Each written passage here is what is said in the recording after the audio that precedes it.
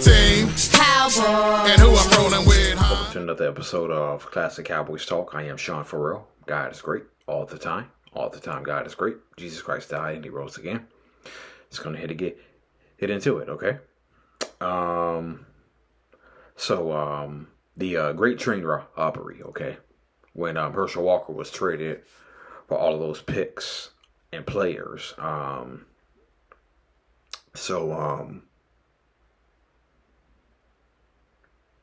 of the players they got from the Minnesota Vikings was Darren Nelson, okay?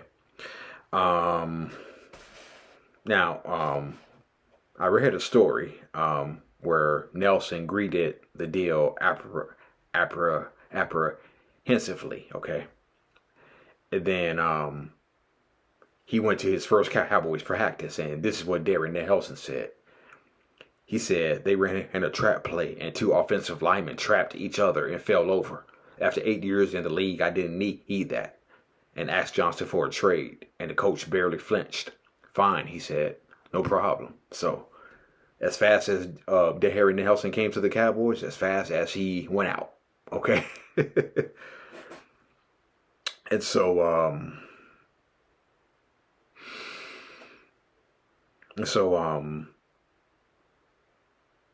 Herschel Walker's first game as a Minnesota Viking after the trade, okay, looked to be pretty darn good, okay? Because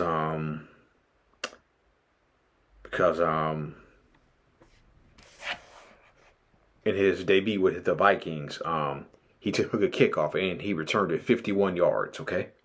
Right? Okay. And then Tommy Kramer, who was the quarterback, he took a handoff from him and ran 47 yards. Okay. And so on that day, Herschel Walker had 148 yards on 18 carries as they defeated the Packers 26-14, okay? 148 yards on 18 carries, okay? So that was the debut of Herschel Walker, okay?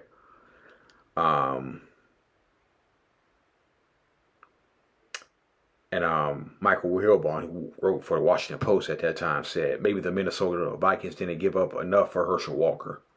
What a bargain, okay?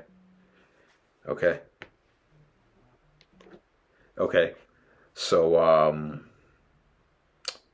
but after that, that was it. That was it for Herschel Walker.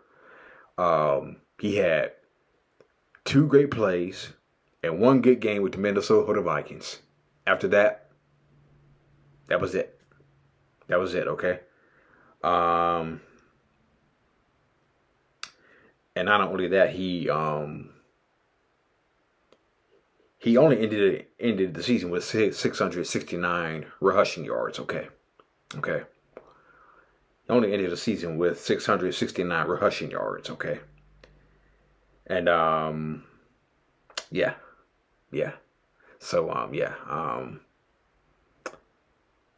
Herschel Walker had 2 good plays and 1 good game with the Minnesota Vikings, and that was it.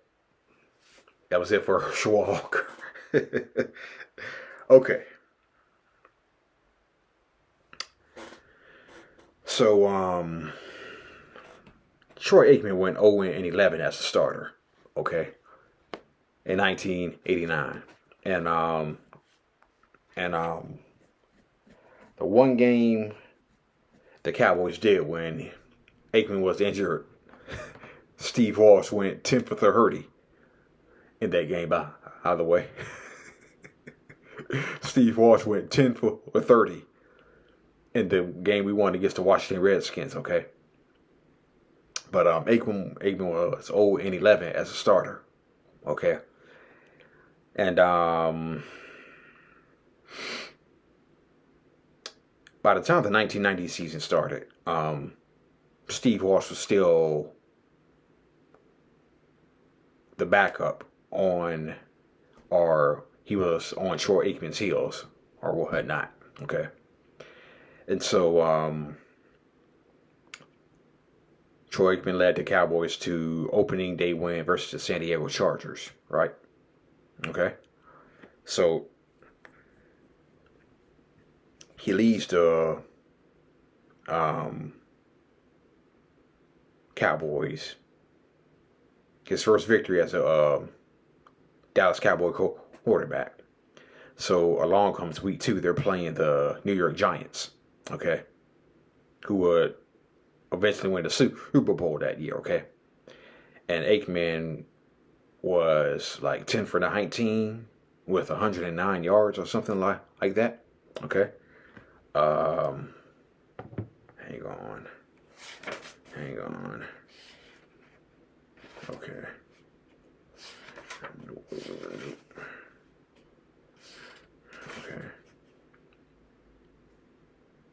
Okay. Yeah. Close enough. 10 for 18 with 109 yards. Okay. Carl Banks said in 2 years, Aikman will be the best quarterback in the NFL who played for the Giants at that time. Carl Banks. But in the fourth quarter, okay, in the fourth quarter,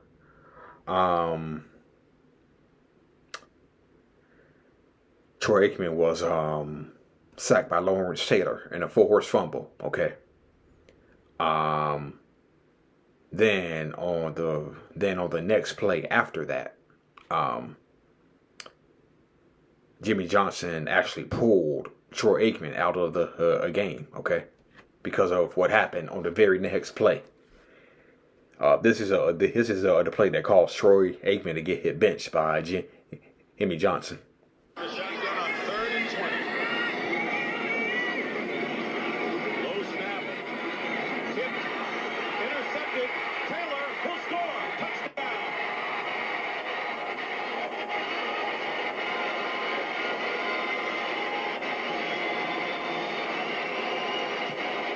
He tipped it up and caught the tip and ran in for the touchdown. And now Lawrence Taylor, he seems to be the strongest of anyone here in the fourth quarter, and the Giants get a score again. You talk about players having a great motor. This guy's got a jet engine. Slaps the ball in the air, watches it go up, puts it into his chest, carries it into the end zone. Maybe ought to kick the extra point. Then he'd have all 7 of these points. Yeah, that's the play they called Jimmy Johnson to pull Troy Aikman out of the game. Okay, and according to J.L. Perlman,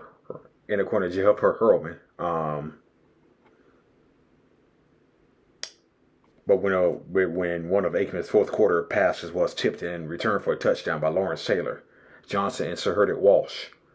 Afterward, a furious Aikman stormed from the locker room, only briefly speaking with the media. Though he continued to publicly support Aikman in private, Johnson had little good to say about a player he was quite certain would spend his career lathered in mediocrity. Johnson went so far as to call Aikman a loser to a handful of reporters, a scathing label for a professional athlete. When the insult reached Aikman, he was crestfallen. Troy was stung by Jimmy's actions and words, says Rob Awalt. As a result, he wasn't able to trust him. Yeah. And then onto that, they played the Redskins. Okay. They played the Redskins in week 3. Okay. And Troy is taking them down the field. Troy's taking them down on the field. Okay. To potentially win the game. Okay. So he's driving the Cowboys down on the field, right? And he throws an interception. Yeah. He throws an interception to current Tampa Bay Bucks head coach Todd Bowles. Okay. Yeah. He threw the interception to current Tampa Bay Buccaneers head coach Todd Bowles. Okay. And so Bowles makes the game-winning interception. Jimmy was about to pull the plug on a trade for Steve Walsh, okay?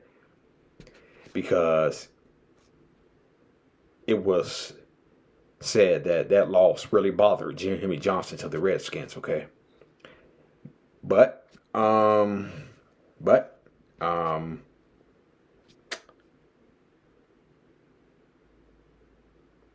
Dallas sent Walsh to New Orleans for number 1 and number 3 draft picks in 1991 and a number 2 in 1992. Okay. Yeah. So yeah. So yeah. Who would have thunk it that Troy Aikman would have got benched by Jimmy Johnson? But early in his career, he did. Yeah. And take the playoff game in 1991, okay?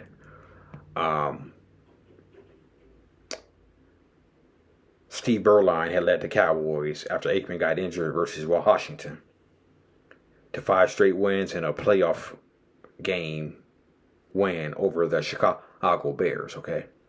But Steve Berline was struggling, okay? He was struggling against the Detroit Lions. So he pulls Steve Berline, inserts Troy Aikman. I don't think it really even mattered because we lost the game 38-6. Okay, we lost the game 38-6. Afterwards, Vincent Smith, one of our linebackers, said we were good, but we weren't ready yet. Okay, so Troy Aikman had to go. Troy Aikman had to go. He didn't trust Jimmy Johnson. Didn't have much of a relationship with Jimmy Johnson. But then I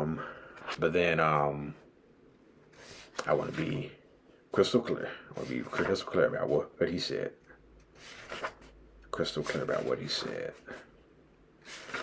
Okay.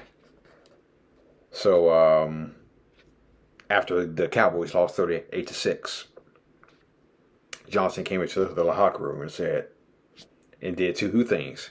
Over the next 50 minutes, Johnson sealed 2 packs. First, he pulled Aikman aside, embraced his quarterback with a long hug, and said, "This team is yours, over and out. You are my guy." Okay? So after Jimmy Johnson had that, yeah.